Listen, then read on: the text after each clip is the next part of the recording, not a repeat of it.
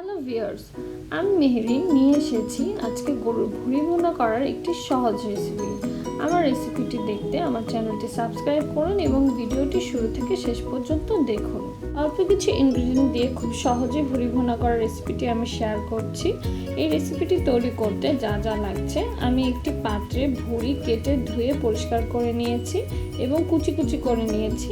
আরও যা যা লাগছে, মরিচের গুঁড়া 3 চা চামচ, হলুদের গুঁড়া 2 চা চামচ, লবণ পরিমাণ মতো, গরম মশলা আমি তেলে গুঁড়ো করে নিয়েছি 1 চা চামচ, পেঁয়াজ 2টি বড় কুচি কুচি করে কেটে নিয়েছি এবং 4-5টা কাঁচামরিচ। আরও লাগছে দারচিনি, তেজপাতা, এলাচি, লং কয়েকটা, আদা এবং রসুন আমি বেটে ফ্রোজেন করে রেখেছিলাম একসাথে। আপনারা আলাদা আলাদা ব্যবহার করতে চাইলে 2 চামচ আদা এবং 1 চামচ রসুন ব্যবহার করবেন। একটা কাপে আমি তেল নিয়ে নিয়েছি এবং অল্প একটু সরিষার তেল ব্যবহার করব যাতে পিটির গন্ধটা বের হয়ে যায়। এখন আবার ইনগ্রেডিয়েন্টগুলো আপনারা একটু দেখে নিন। আমি প্রেসার কুকারে ভুঁড়ি ভুনা করব, তাই প্রেসার কুকার চুলার উপরে দিয়ে দিয়েছি এবং তাতে তেল দিয়ে তা গরম হওয়ার জন্য অপেক্ষা করছি। এবং তেল একটু গরম হওয়ার পর তার মধ্যে আমি দারচিনি, এলাচি, লং, তেজপাতা এগুলো দিয়ে দিব, একটু ভেজে নিব। যখন গরম মশলাগুলো একটু ভাজা হয়ে যাবে তার মধ্যে আমি পেঁয়াজ দিয়ে দিচ্ছি এবং পেঁয়াজ দিয়ে নেড়ে চেড়ে ভালো মতো পেঁয়াজ বাদামি রং হওয়া পর্যন্ত অপেক্ষা করছি। পেঁয়াজের রং যখন বাদামি হয়ে যাবে তখন তাতে আমি একটু পানি দিয়ে দেব এবং পানি দিয়ে তাতে আস্তে আস্তে মশলাগুলো দিয়ে দিব। এখন আমরা একে একে আদা বাটা, রসুন বাটা এবং মরিচের গুঁড়া, হলুদের গুঁড়া, গরম মশলার গুঁড়া সব দিয়ে দিব। সব মশলার সাথে লবণ পরিমাণ মতো দিয়ে দিয়েছি এবং মশলা ভালো মতো কষিয়ে নিচ্ছি। মশলা ভালো মতো কষানো হয়ে গেলে এবং এইভাবে তেল বের হয়ে গেলে আমরা এই পর্যায়ে আস্তে আস্তে ভুঁড়িগুলো দিয়ে দিব এবং ভুঁড়িগুলো ভালো মতো নেড়ে চেড়ে মশলার সাথে মাখিয়ে নিব।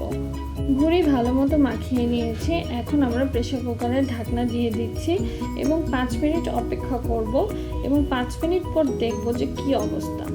5 মিনিট পর ঢাকনা সরিয়ে দেখলাম ভুঁড়ি থেকে অনেক পানি বের হয়ে আসছে, তাই আমাদের এক্সট্রা পানি দেওয়া লাগবে না। এই পানির ভিতরেই আমরা ভালো মতো ভুঁড়িটা কষিয়ে নেব।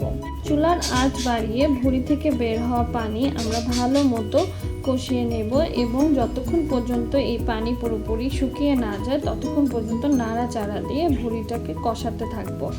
এক পর্যায়ে দেখা যাবে যে ভুঁড়ি থেকে তেল বের হয়ে আসছে। ঠিক তখন আমরা কিছু সরিষার তেল দিয়ে ভুঁড়িটাকে একটু নাড়াচাড়া করে দেব। আমরা সবাই জানি ভুঁড়ি থেকে একটি বিটঘুটে গন্ধ আসে। এই সরিষার তেল সেই গন্ধটাকে কমিয়ে দেয় এবং এর স্বাদ দ্বিগুণ করে ফেলে। আমরা আরও নাড়াচাড়া দিচ্ছি এবং অপেক্ষা করব। প্রথমবার ভুঁড়ি থেকে বের হওয়া পানি শুকিয়ে নেওয়ার পর আমরা তার মধ্যে আরেকটু পানি অ্যাড করে দিচ্ছি এবং এই ভুঁড়িটাকে আরও একটু কষাতে হবে।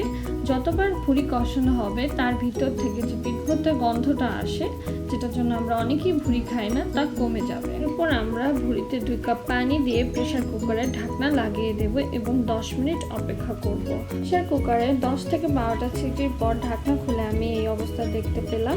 তারপর আমি একটি কড়াইতে ভুঁড়ি ঢেলে তা থেকে পানি শুকিয়ে নিচ্ছি। এই পর্যায়ে চুলার জাল বাড়িয়ে নিতে হবে।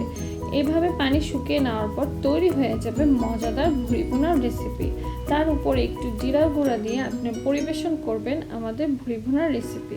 ভিউয়ার্স, আপনাদের যদি আমার দেওয়া রেসিপিটি পছন্দ হয় প্লিজ সাবস্ক্রাইব মাই চ্যানেল এবং কমেন্টে জানাবেন কেমন লাগলো আমার এই রেসিপিটি। আপনারা আমার সাথে এতক্ষণ থাকার জন্য আপনাদের অসংখ্য ধন্যবাদ। Thank you.